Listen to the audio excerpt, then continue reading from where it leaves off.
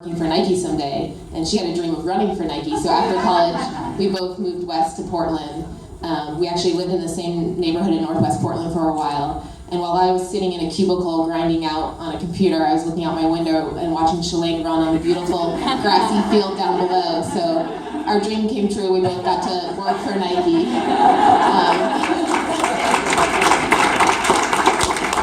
After nearly 10 years of working the grind in the cubicle, I was inspired by the awesome thing about working for Nike Running is I got to be there at the Olympic trials when Shalane made her first Olympic team. I was there during her first New York City Marathon. I was there during Prefontaine Classic. We have a photo in the book of us together at Prefontaine Classic.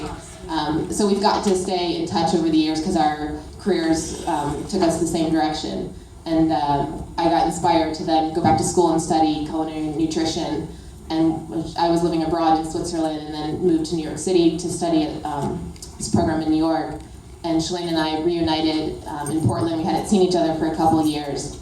And we went to her house to cook dinner. We were cooking this amazing dinner together. And I started telling her about everything I had learned in school and how much misleading diet information is pushed at young athletes. And we had seen it on our team in college.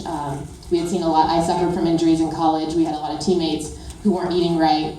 And I started telling her about how important fat is in the diet and how it had changed my running for the better and enabled me to have a baby. And that's a big theme in the book is how important indulgent nourishment is what we call it. You really have to have a lot of good fats in your diet. So we were talking about that night, and I was telling Shalane, like, you gotta switch to whole milk yogurt is better for you than low-fat yogurt. No way. Yeah. Like, I don't believe you. I don't believe you.